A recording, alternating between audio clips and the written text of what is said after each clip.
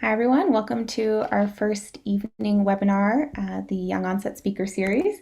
My name is Emma. I'm a Client Service Coordinator with Parkinson Association of Alberta, and I'll be moderating the webinar. If you have any questions during the webinar, please enter them in the chat below. I'll get it started for us, and then you're also welcome to unmute yourself and ask questions as they come.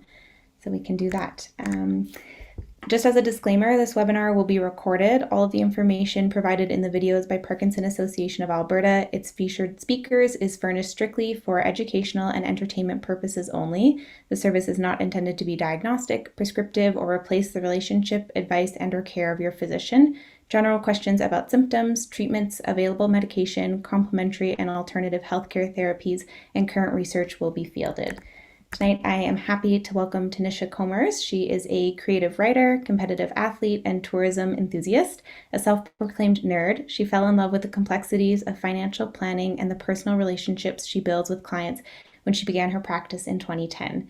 Tanysia is a certified financial planner, a registered retirement consultant, and has taught several classes with SAIT, the School of Business here in Calgary. She worked with the Financial Advisors Association of Canada to develop textbooks and other content for the National CFP course material. Today, she runs a financial literacy agency and has managed over $35 million of client assets.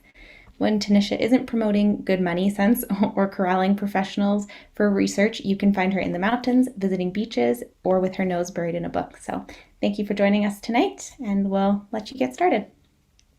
Thank you, Emma. All right, guys, I am really looking forward to be here.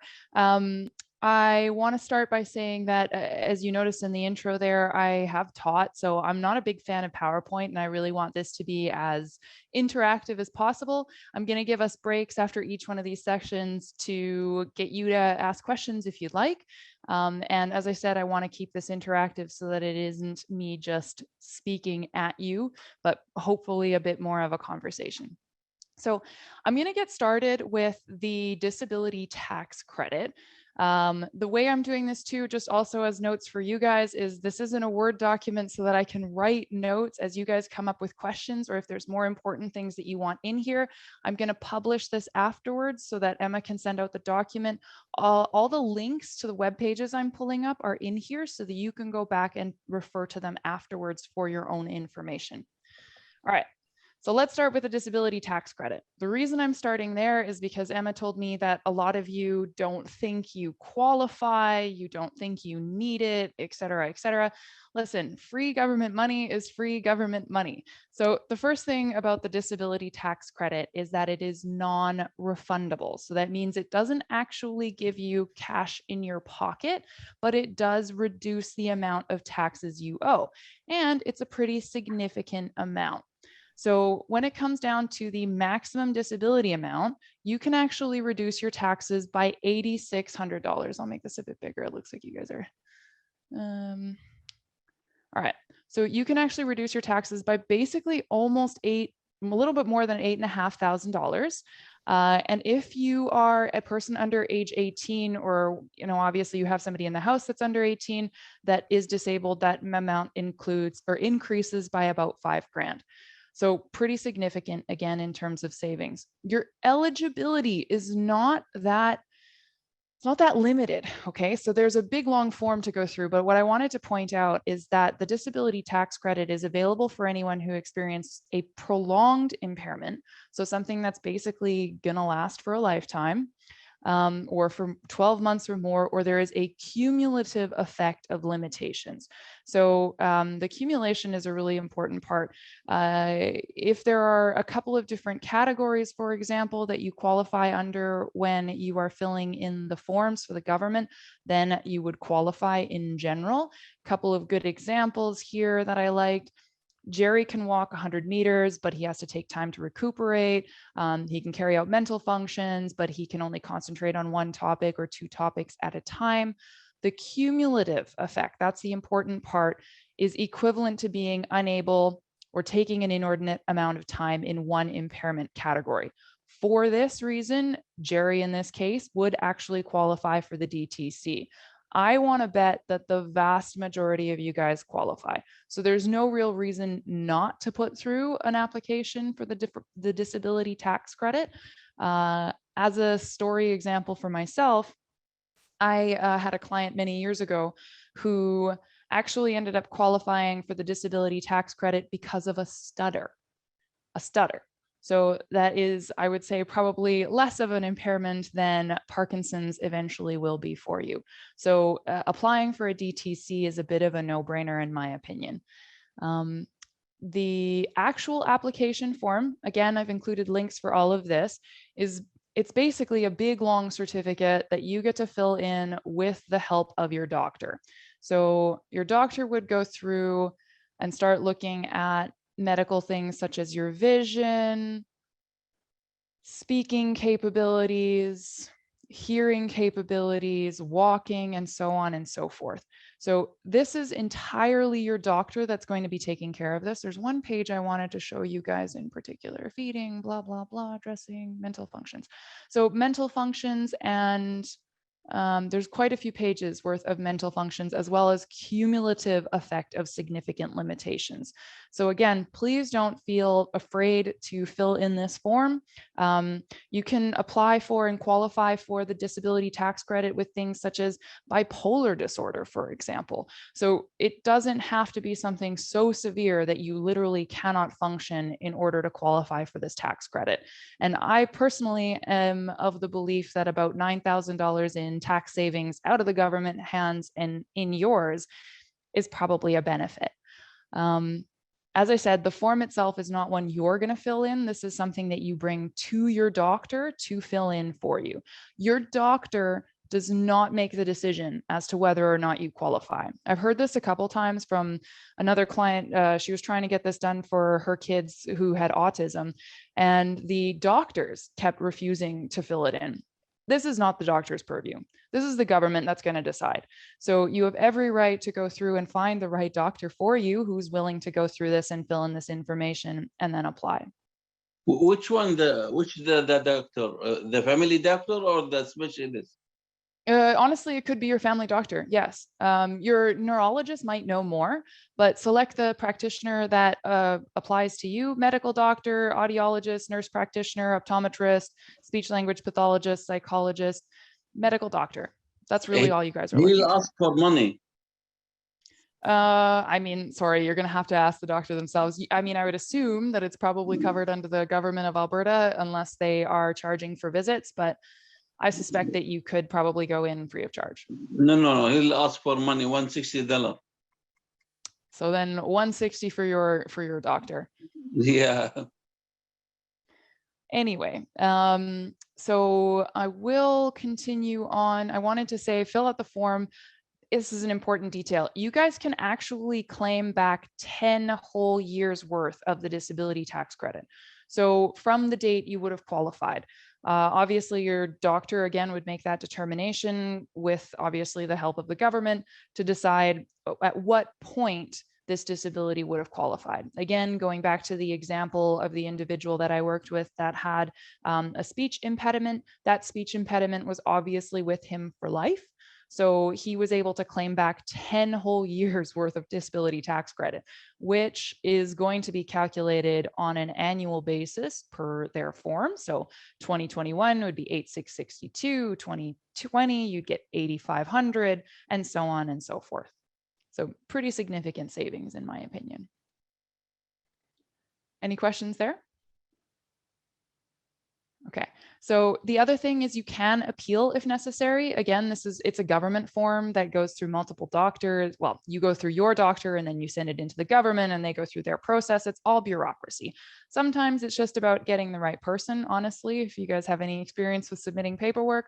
Sometimes it's about getting the right doctor. Sometimes it's about a combination, hitting the right day. So don't be afraid to make multiple submissions. And of course, over the years, if you do find your symptoms, I guess, becoming worse, then you would obviously have the opportunity to apply again, refill in the information. The government isn't going to decline you again because they declined you, let's say, 2 years ago. This is really a matter of you trying to get yourself a little bit more in savings. The other reason you're going to want the disability tax credit is for the registered disability savings plan. So I'll go back to some of that information in a minute. The Registered Disability Savings Plan is something that has a ton of government grants. So you can basically get up to on the base level, I'm going to go with imagining you guys are making good money, at least $1,000 every year in grants. Free money from the government. You put in $1,000, the government puts in $1,000. It's pretty significant in my opinion, the maximum being up to 70 grand. Free money, you should take it, and you can only qualify for the RDSP on the occasion that you have already qualified for the DTC. So this is step number one, and then afterwards you can qualify, as I said, for the Registered Disability Savings Plan. There are a number of miscellaneous sort of federal deductions. I just wanted to mention really briefly. Sorry, can I move this? Yeah, all right. You can claim a number of different disability deductions. I'm not going to go into all of them, but as I said, I've included the list for you so that you can review them. We started with the tax credit. There is the Canada Caregiver Credit, which would apply to your spouses, your children, whomever is taking care of you. Childcare expenses, disability support, amount for eligible dependents. You might get extra tuition and education amounts. There are some home accessibility expenses that you can claim. The Government of Canada actually has a really nice and tidy, their website's not as bad as you think it is. It is pretty easy to navigate, and it's got a lot of information for what you can use. If you are already working with an accountant, then that's very easy to go back to your accountant and say, hey, what potential credits can I claim? What deductions can I claim in order to save myself on taxes? Emma, I see that there are a couple of questions in the chat. This is a really good time if there are any additional questions we haven't addressed. We actually have a guest neurologist who's joining us for the second portion of the webinar, and she just let us know that physicians don't get paid to do the government forms, and they are quite a lot of work. She said people with mild disease do not meet the criteria on the form. So if you are interested in the disability tax, I would definitely talk to your family doctor or your neurologist about it and see if you think you might be eligible. Perfect. It's a good context. Thank you. All right. So Canada Pension Plan disability benefits really quickly here. This is only available if you are prevented from working regularly at your job. So you can apply for CPP disability, but you basically have to be completely out of work at this point. So this is sort of an extreme option at the later end of your working career, in which you can now qualify for financial support through the government. I had a quick list of numbers for you, but the maximum that you can qualify for, there it is. The maximum that you can qualify for CPP disability is going to be $1,457 before age 65. And then when you retire, it's going to be $524 per month after the fact. So please know also for CPP in general, if you are collecting, you cannot collect more than the maximum. So in some cases, people qualify for widower's pension. Usually the widower's pension is really all I can think of. Spousal support, you won't be able to qualify for more than the $1,427. That's your maximum. And I'm going to write really quick notes of doctors don't get paid for paperwork.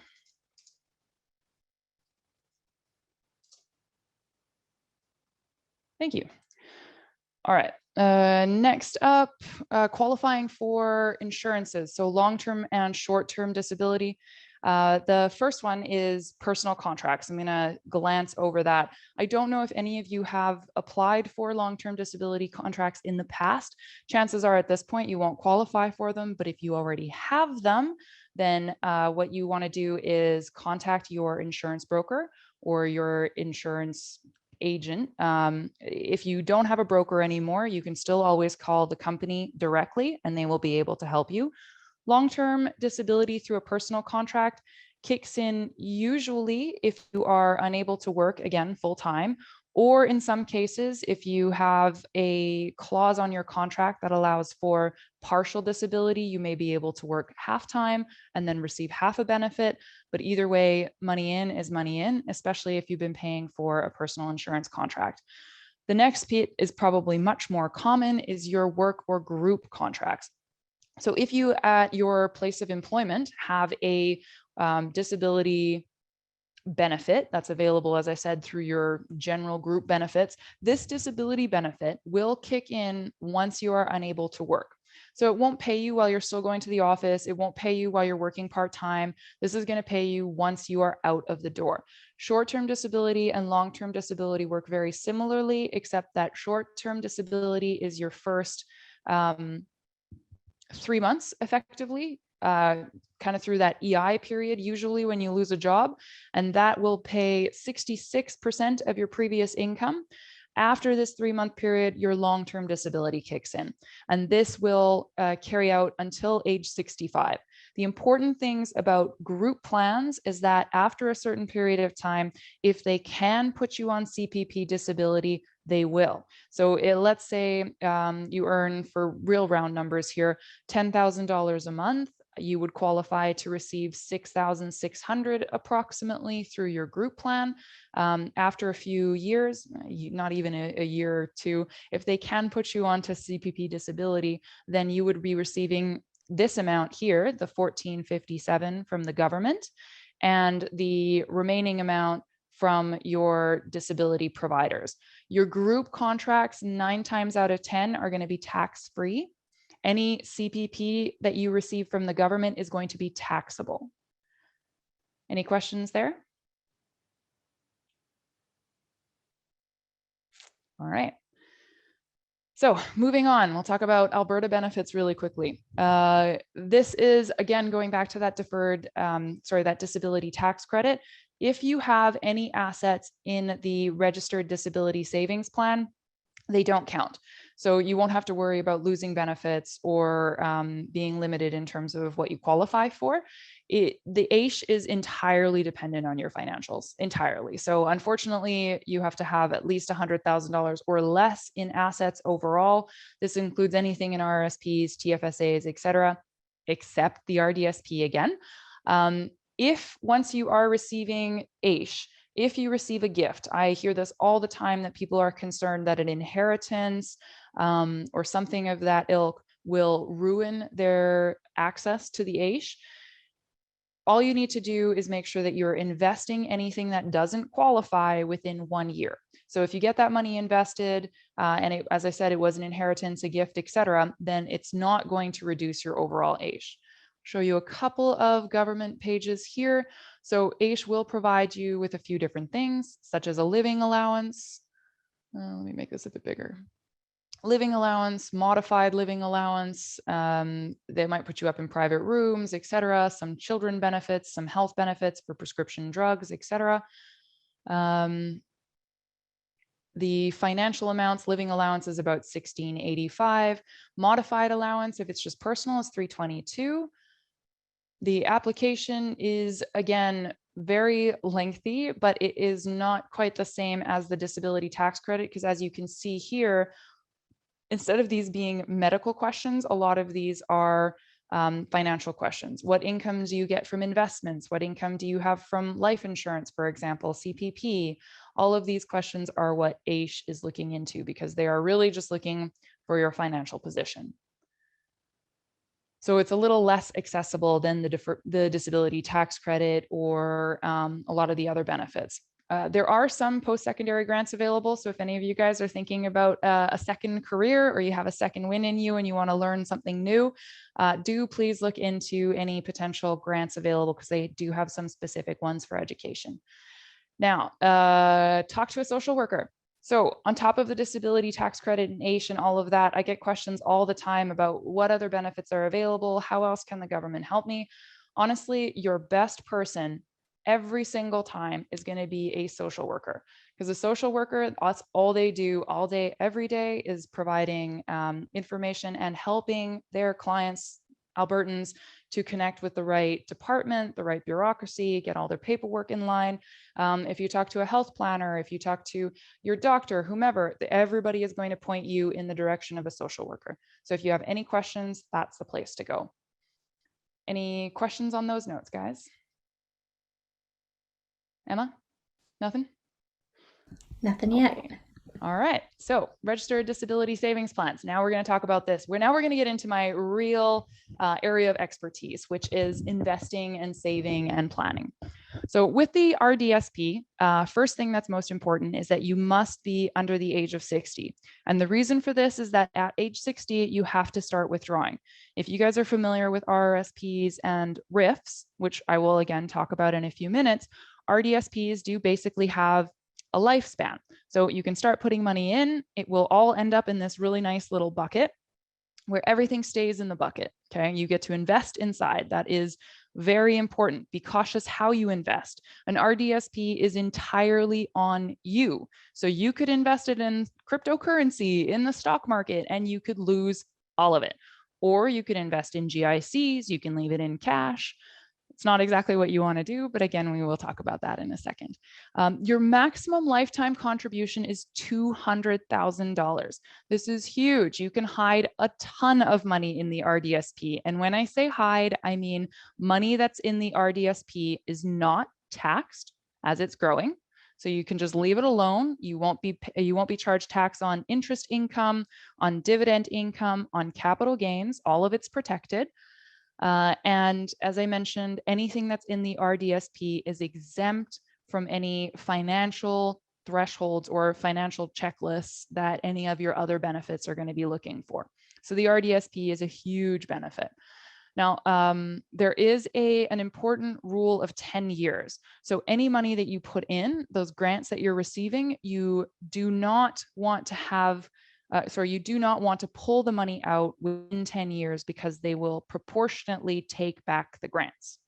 So this is kind of one of those set it and forget it and leave it for the long term. I'll show you some quick pages really quickly here. So 8 things to know about the RDSP. The beneficiary is going to be the person with the disability. So the person receiving the money is going to be the beneficiary of the account. The plan holder can be anyone, really. So it could be yourself, holding it for yourself as the beneficiary. It could be a spouse. It could be a parent. There are almost no limits exactly to who opens the RDSP on whose account, on whose behalf. You can also open an RDSP at basically any institution these days. They've only been around since 2008, 2009. Most financial planners, most investment institutions aren't as familiar with them as they are, say, the RRSP or RESP. But as I said, they're an absolutely vital tool for anybody who qualifies for the disability tax credit. Contributions can be made again to age 59. The important thing, as I mentioned, that rule of 10 is you can only receive grants till age 49. And this is the government saying, okay, you can put money in, we will give you grants until you're about 50. Then you got 10 years, don't touch it. And then you have to start pulling it out once you hit 60. So other thing I wanted to mention, I should just as an aside, this is not like the RRSP. You will not receive a deduction for your contributions. So there's nothing special about the contributions themselves other than, as I said, once you put the money into the RDSP, it will not qualify under a lot of your benefits thresholds, which is the important part. In terms of contributions, anybody effectively can make a contribution. You don't have to be the plan holder. So if you have written permission, you can have an aunt, an uncle, a friend put money into the RDSP. The other thing is that parents, grandparents can also transfer over RRSPs to their children or grandchildren when they pass away. So if you have family members who are trying to do estate planning for you, which is very common, you can have them name your RDSP as the beneficiary directly for their RRSPs. They name you and then you put it directly into your RDSP. And that helps protect a lot of the tax consequences because your RDSP is tax sheltered as well. What else did I want to mention? Government grants. Oh, any questions so far before I jump into grants? We had a couple questions. Sure. So someone is asking where to access a social worker. I don't know. Do you want to answer that or do you want me to take that one? You should probably take that one. Okay. Depending on your neurologist, they might have one that's in office at their neurology unit and you can access one there. Your family doctor or neurologist would be able to make a referral to a social worker in the community, or you can always give the Parkinson Association a call and we can see if we can help find someone for you. The next question is AISH considered household income or assets? And then the second part, if you're receiving group disability benefits, would you likely qualify for AISH? Sorry, one more time. What was that question? Is AISH considered household income or assets? Oh, the AISH itself, no, would not be your income or assets. Let's go back to that form.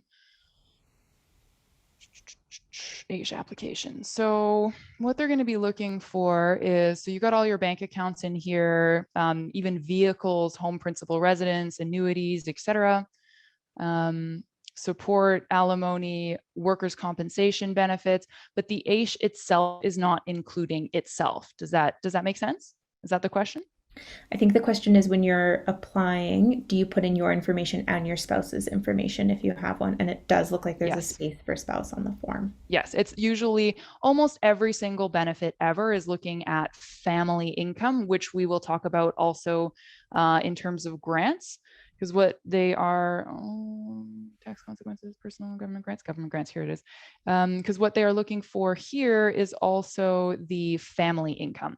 So family income being whomever is in the household together. So if you and your spouse file your taxes together, then you and your spouse are going to be on all of the paperwork together.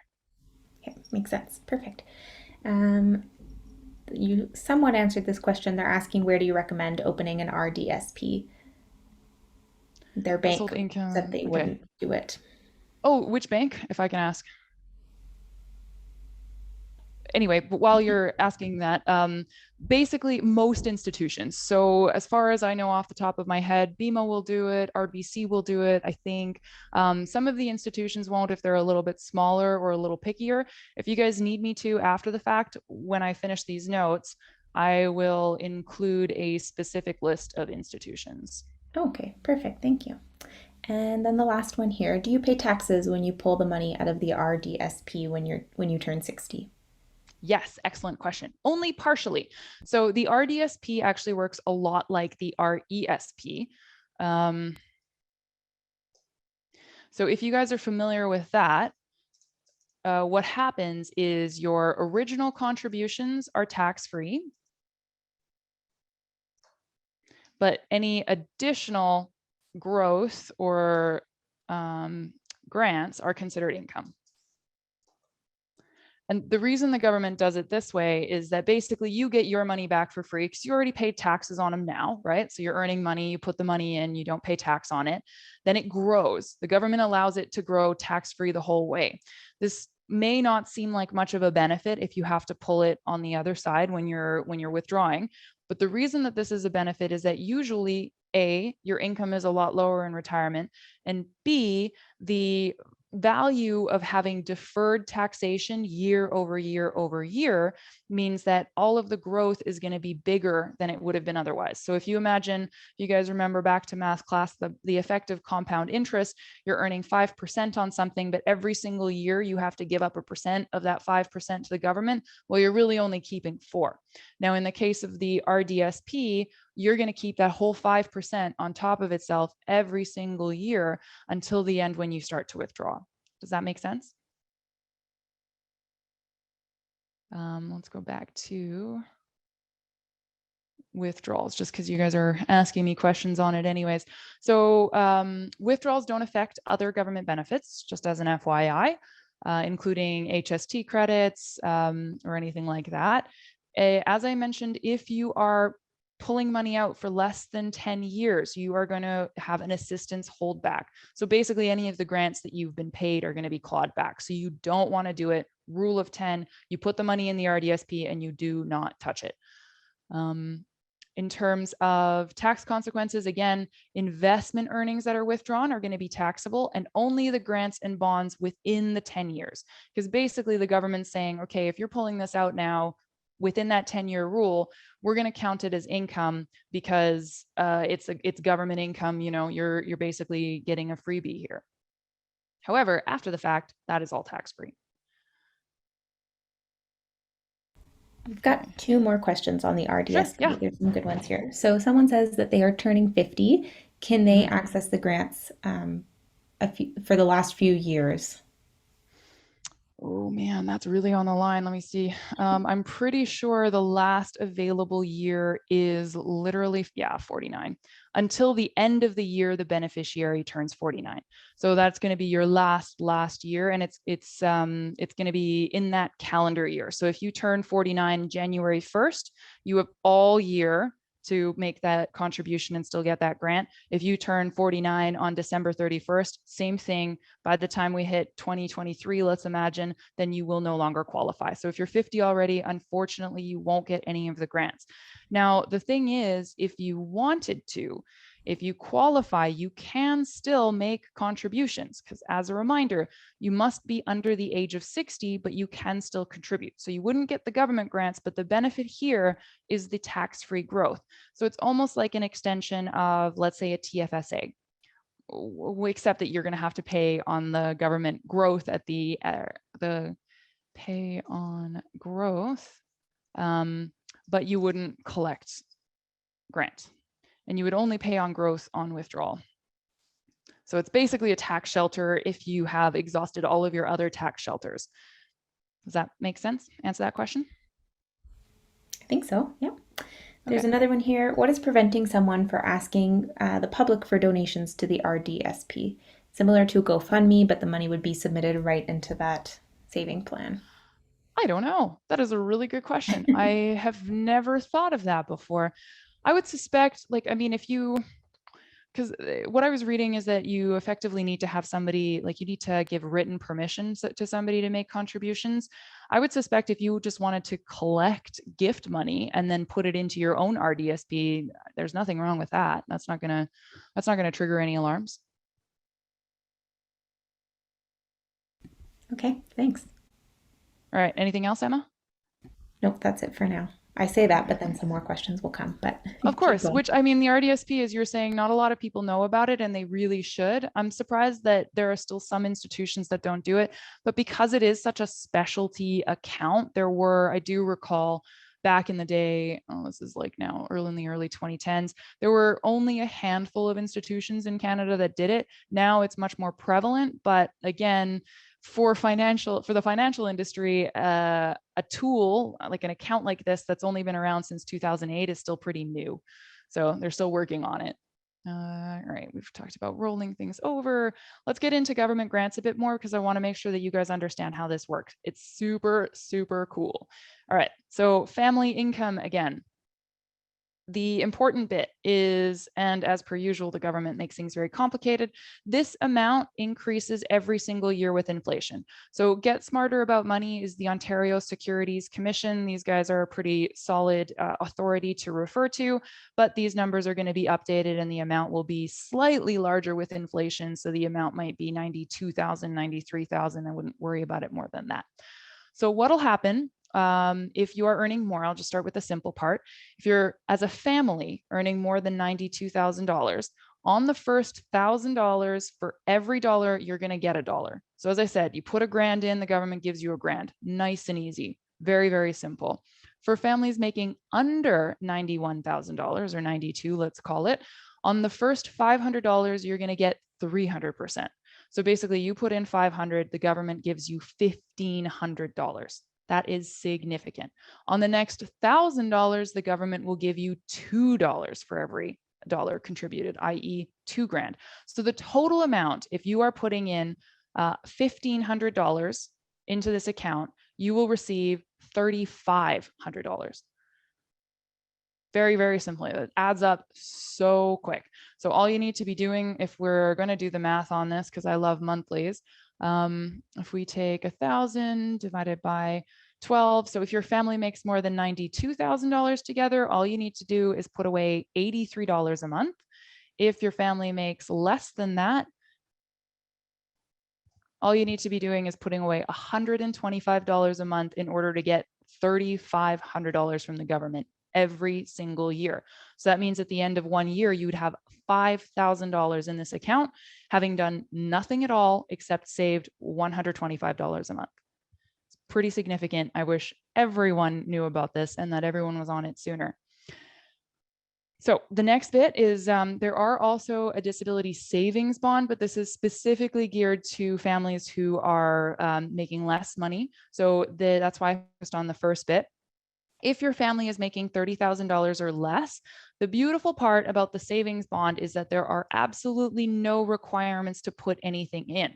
You open an RDSP account. That's it. All you need to do is open it, and the government will throw money in there. So the amount of a bond for a family making $30,000 or less is the government will put in $1,000 every year. If you're between 30 and 45, it's $1,000 on a prorated basis. That's the best example from the OSC. It is possible, like you can do the math, it's super convoluted, but at the end of the day, what you need to know is that it'll be $1,000 kind of decreasing up to that maximum of 45. So if you as a family are making $45,000 or more, then you're not going to receive the bond. I'm going to touch on the whole family income thing really quickly. If you are living at home with your parents, for example, you're in your 20s, your 30s, your 40s for that matter, your parents' income or your other family, like your relatives' income doesn't matter. What we're talking about when we're referring to family income is you and your spouse on your tax form. So this would be only, as I said, again, literally only you and your spouse, common law, married, whatever. Those are the only people that are going to count for family income. So if you happen to be 30 and you are living with your parents and they are paying for absolutely everything and they might make $200,000 a year, it doesn't matter that you are making 10 grand a year, occasionally stopping in at the library to do some part-time work. That is going to count as your family income. So you will qualify under the 30 and you will get all of the grants, which at this point, just reminding you, between the 35 and this, it could be literally $4,500 every year from the government in grants and bonds. Any questions there, or is that pretty clear? I think that one's pretty clear. Yeah. Cool. So this is carry forward again. All right, I love these rules. You can go back up to 10 years. So this is the same thing like with your taxes. Basically the government in general, let's just call it the rule of 10. For taxes, going backwards, if you want to qualify for the disability tax credit, that's 10 years worth of back taxes that they will apply it to. Same thing for your grants and bonds, 10 years back worth of disability grants and bonds. Now, the thing that's important about this is that there's a maximum of $10,500 per year. So what this means is that you cannot just dump 100 grand in there and expect them to pay absolutely everything to catch up. What you would want to do to play this properly is to put in $10,500 in 1 year so that you can get the 10,500 matching based on the dollar for dollar, just taking you back up here. And then you could do it again the next year. And then you could do it again the next year if you still had catch up to do. The bonds, again, are significantly more simple, so those will catch up pretty quickly. The lifetime limit for grants and bonds is literally $70,000. The bonds is an additional 20. So again, if you're under that threshold of $30,000 a year in personal income, you can be taking home 90 grand from the government in grants in this RDSP. That is a lot. Yeah, so max catch up, specific list of instructions. Sorry, I'm going to come up with that for myself. Any other questions about it? I saw somebody raise a hand. Yeah, I just want to clarify how to maximize the grants from the RDSP. Like, I'm 44. Sure. So I have like 5 years left to get the grants, right? So you're saying if I put $10,000 in each year until I turn 49, would that be maximizing the amount of grant I can get? It doesn't matter how far you can open it, still claim grants going back as, yep. So that means that if you've got, like, it depends on what your date of disability effectively would have been, going back as far as 2008. So you would be able to claim. It's 2006. All right, perfect. I'm going to pull up a spreadsheet because I love spreadsheets. So we'll do 10,500 this year, 10,500, 10,500. Because what we would want is, sorry, I got to do this real quick. You would have, for 2008, you would have qualified for 1,000. 2009, the same, 2010, the same, 2011, and so on and so forth. So by the end of the day, nope. We're going to have basically 1,000 times, that'll be 14 years. So there'd be $14,000 worth of grant that you would be able to catch up on effectively. So you wouldn't want to put in the $10,500 every single year. You'd want to put in the 10,500 the first year. So if we're talking about 2022, you'd want to put 10,500 in to get your 10,500. And then in 2023, you would put in proportionately whatever's left. So that's the 4,000 plus your new money for that year. So you'd want to put in another 5,000 to qualify for 5,000. Does that make sense? Thanks for asking that question. Yeah, so like it looks like the maximum grant I can get is 15,000. 15,500 right now. But then obviously you would still have every year going forward where you can qualify for additional grant. Additional 5,000 or 1,000 each year until I turn 49. Yeah, okay, exactly. That's not a bad deal. I don't think so either. Yeah. Thank you. Absolutely. Good So question. when I just turned 60, what would I qualify for? Unfortunately, at 60, you won't be able to use the RDSP. So not even the back pay? No, no, because the grants are only available to age 49. And then after that, they won't apply for anything. So even then, I doubt that they would pay it. I'm going to actually clarify if any catch up is available. Sorry, that's a question for me. So I'm going to have to, to check in. I suspect no, because usually if they're only going to give grants to a certain age, it's the same thing. Like if I liken it to the RESP, the Education Savings Plan, in the year that the child turns 17, that's the last year to qualify for or apply for any grants. You can't go in at age 18 or 19 and say, hey, we didn't get it years before, we want to get it now. So I highly suspect it's a no, unfortunately. So at this point, is there any credits at all for 60 years of age, or? Not within the RDSP. Your disability tax credit, however, yes. So the DTC is still something that is good for you, like that you can definitely get at least tax money back on. And if you are at 60, I suspect you've probably been working at some point over the last 10 years. And if you weren't working, you were earning some sort of money that you probably had to pay tax on. So this amount would be something that would reduce your taxes going forward and help you save. Right. Okay. Thank you. Yeah. Yeah, good question. Anything else, guys? Sorry, I just have another question. So you're saying the RDSP is better in terms of growing money than a TFSA? Better. Okay, that's a loaded question. The RDSP is better because you have the grants coming in. The TFSA has its own benefits, which I'm going to jump into right now. So let's move on from the RDSP because I think we've gone into that at some length. Okay, so now we're going to talk about investing and accessing funds. So I'm going to kind of talk about these both at the same time. So the tax-free savings account is basically, I like the idea of it just being tax-free. I think that's really the most important part.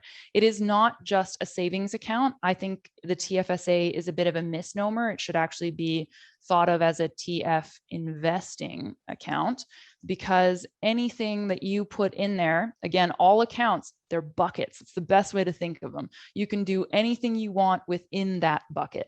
So within a TFSA, it can be cash that's earning interest, which is usually what the banks will sell you on. You could have it in a Robo Advisor, like Wealthsimple and all that, that's coming out now. You could buy mutual funds in them. You could put GICs in them. It doesn't matter.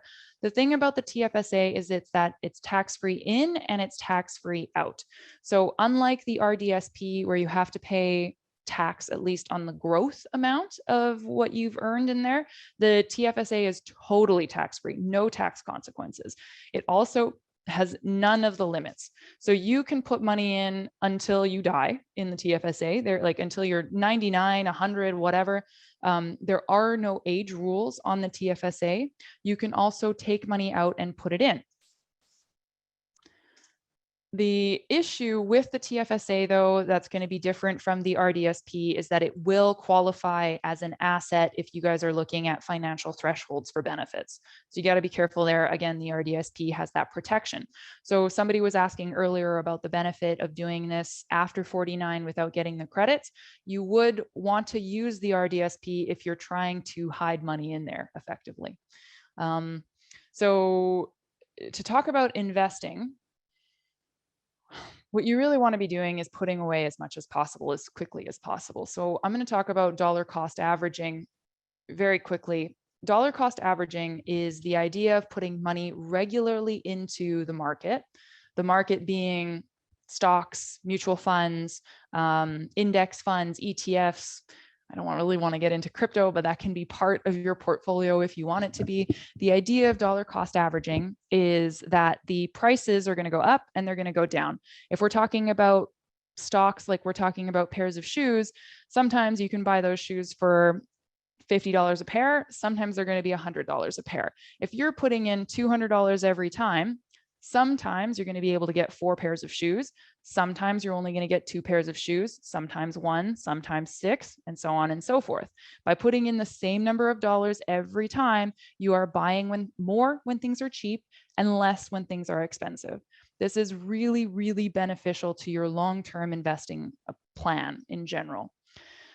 This can be done in RRSPs, it can be done in TFSAs, it can be done also in your RDSP. So going back to that concept of every month putting in $125, for example, or $85, that would be exactly what I'm talking about when I'm saying dollar cost averaging. In terms of an investment, so you've got to diversify. That is the first and most important thing I'm going to mention. A lot of people go and they pick a US dollar or a US index fund, or they're going to pick a cryptocurrency that's like all the rage right now. So that's the only reason I'm talking about it. What you want to do is, from a complex standpoint, develop a personal investment policy. That's if you're into the markets, if you're interested in investing yourself. Or the easiest thing to do is to pick a portfolio fund. 9 times out of 10, if you're going in and you're like walking into RBC or CIBC or something, and you talk to the guy at the front desk and you say, okay, I'm an average risk investor, they're going to say, here's a portfolio fund. Ta-da.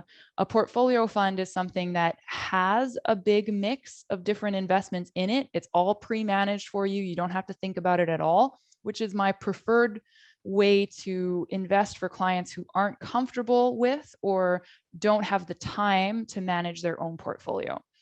I have Robo Advisors written in here. So Robo Advisors are like the new term. This is Wealthsimple, RBC Invest Ease, Nest Wealth, Quest Portfolio. There's a whole bunch of these guys out there. And those are, again, a portfolio fund, a big blend of different investments in it. That's all pre-managed for you and rebalanced and blah, blah, blah. And you don't have to do anything with it. Robo advisors are now just the less expensive version than the traditional mutual fund advisor giving you or selling you a portfolio fund. I want to show you really quick what a policy would look like. So here is a very complex one where you would pick, okay, this much percentage in US, this much in international, so on and so forth. And then you'd want to rebalance from there. This is a very simple one. I want 15% guaranteed, 50% mutual funds, 35% a different kind of mutual fund, and that's it. Your CFP or investment manager would be the person to handle this for you, or obviously you can take a stab at it yourself. I am including some information for you to do that. The big thing is, so everybody always says, watch out for fees. Your most expensive investments are going to come in from talking to the first person you see at the bank. Those guys usually are charging between 1.75 and 2.5%. A robo advisor, on the other hand, is charging you 0.7. So what that looks like is on $10,000, you're paying $27.50 versus $7.50. It's a pretty big difference over the course of the year in terms of how much you're paying for investment management. The important thing I want to highlight for you guys is flexibility. and accessibility. So this is where you want to make sure that your investments aren't locked in unless you guys are following the RDSP plan where you put it in and you just don't touch it for 10 years, as I was saying.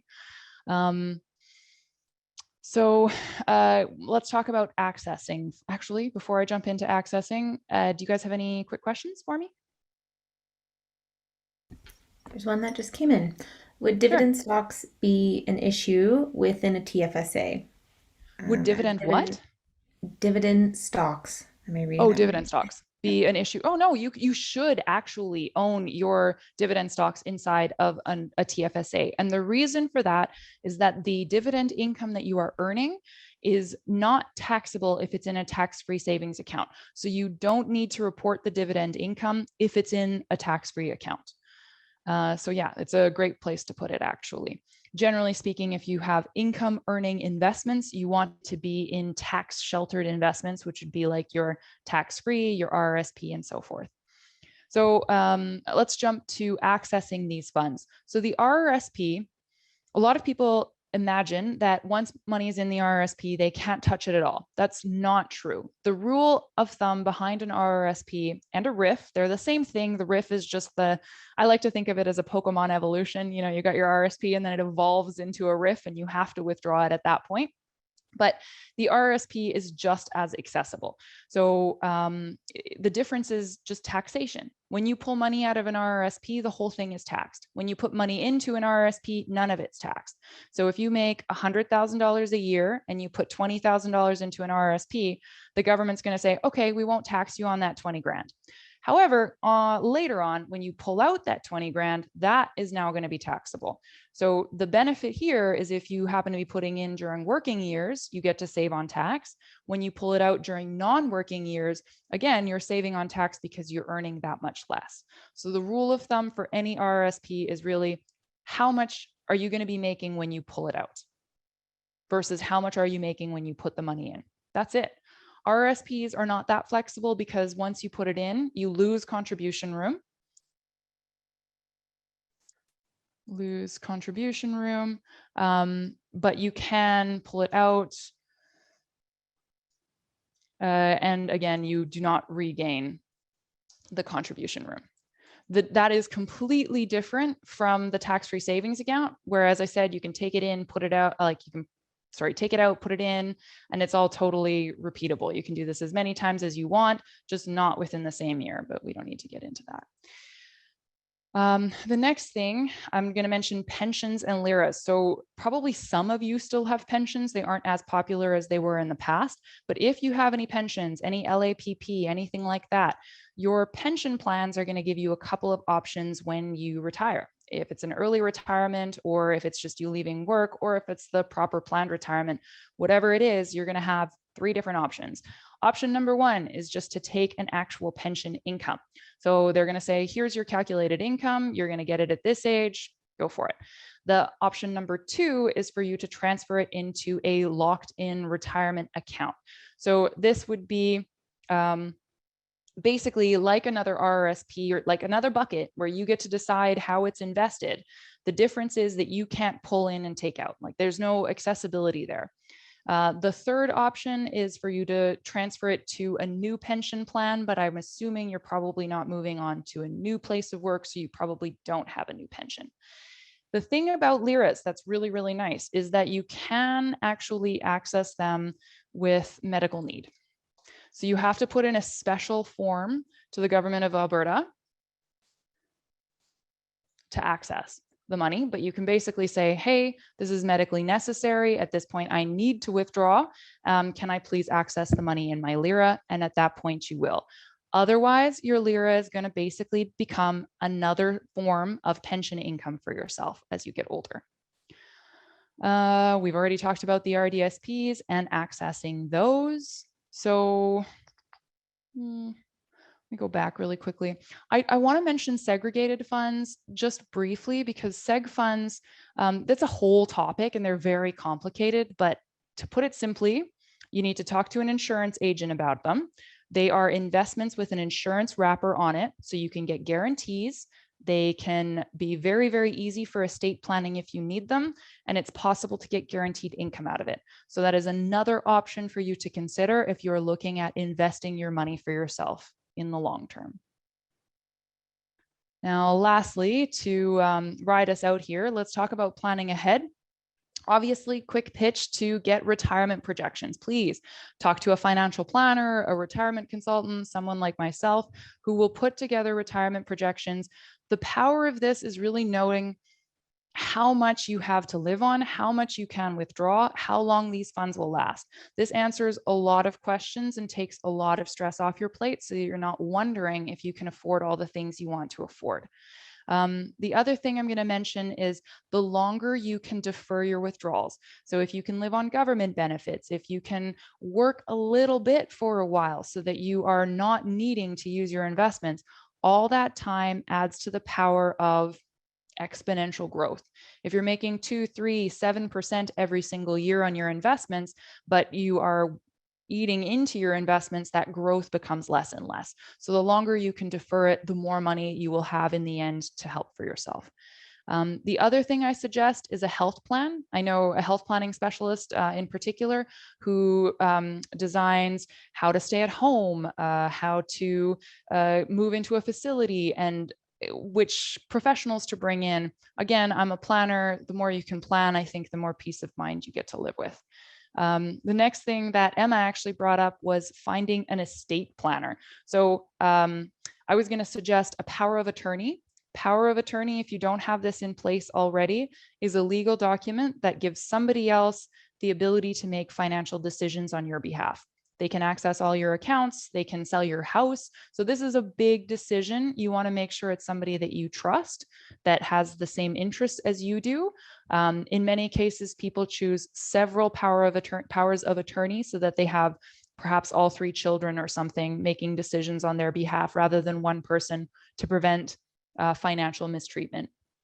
The personal health directive, if you guys don't already have one, I've included a link. There's you can literally fill in a quick form with the government, or again, deal with this with an estate planner. I myself had a lawyer do all of the documents, including a will, and I got to be very specific around my instructions. So a health directive is somebody who, or your attorney rather, who chooses your healthcare and your lifestyle, what facility you're going to be in, what nursing you're going to receive, who can see you. All of those decisions would be made by the person named in your personal health directive. Do you guys have any questions around that?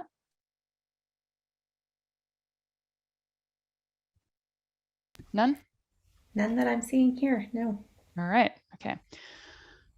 So then just to close it out, you guys, the last piece that I want to leave you with really has to do with just basic empowerment around your everyday cash flow. This is the simplest thing I do with every single client, no matter how wealthy, and every single one of them comes back to me and goes, wow, that was such a smart thing to do. I can't believe I did it sooner. So what I would suggest you do is look at 3 months of your spending. Very easy to do these days because everybody has statements. You pull out 3 months of bank statements, credit card statements, anything else that you're spending on, and you average out how much does it cost me to do groceries? How much do my meds cost me? How much does therapy cost me? How much does my dog cost me? All of those different things so that you know exactly what you're spending every month. This allows you to also develop target plans. So thinking about retirement projections are only as good as the data you put in. So if you come and you tell me, oh, I spend like $3,000-$4,000 a month, but in reality you're spending $6,000, it's a pretty big difference in terms of the actual success rate you're going to see in your long-term retirement plan and how well that's going to work for you. The other thing is this allows you to plan for additional costs. So if you're spending $5,000 today, is additional healthcare going to cost you another $2,000, for example? So you do need to be ready for $7,000 a month. And then lastly, one of my favorite sayings ever is watch your cents and the dollars will take care of themselves. So those small things that I was talking about in terms of even just saving on fees in your retirement plan, for example, in your investments, if you can save a little bit every time, then at the end of the day, you will have more in your accounts. So I think that's time. I would love to keep going. I'm not going to kick you off, but I think Emma will. So if you guys have any other questions, feel free to fire them my way. As I said, I'm going to put this together so that you can, Emma will forward it off to you guys. And then I will answer some of those good questions that you left me with and just clarify it for you guys. I have a quick question for you regarding GICs, the way that the markets are going right now. Would you suggest locking in like for 5-year terms right now? For GICs? Oh, absolutely not. No. Okay, wow. I'm really glad you asked that. If you are going to be looking at interest earning investments, you want to go only short term or only floating. The reason for that is interest rates are going up. So if you choose a 5-year GIC, for example, very quickly, you're going to be able to get a new 5-year GIC for more interest. So this will actually cost you in the long term. What I have here in terms of cash GIC high interest savings is it's a good idea in your investment portfolio to have 1 year that's just in cash and the rest is in the market and invested. And the reason for that is because, as you've seen over the last 2 years, it's been going up and down the whole time, and you don't want to pull money out when the markets are low. Right. Okay. Does that answer your question? It does. And also, when you have like a 1-year investment, for instance, whether it's GIC or anything else, with your monthly, would you suggest having withdrawals, if withdrawing your interest on a monthly basis or do it at an annual basis? What's the best way to do something like that? In terms of withdrawal, if you're looking at just creating income, honestly, I would probably do it on the monthly basis, especially because of the pricing of the market right now. If you are withdrawing slowly over time, first of all, if you take it out at the beginning of the year, you lose out on a whole year's worth of growth on that chunk of money. It's the same idea like dollar cost averaging, but backwards, right? You don't want to sell everything at a specific price. You can kind of sell it slowly over the year in order to supplement your income. Okay. Okay. Thank you. Yeah, no problem. Any other questions? Like I said, I'm not kicking you out. This is all on Emma.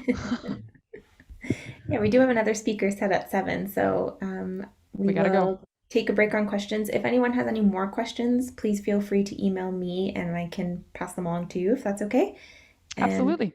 I will, once I get this document, I will send it out to everyone here tonight so you can take another look at it and have access to those links. So thank you again for joining us. It was very informative. Thanks for all the questions, guys. I hope this was good for you too.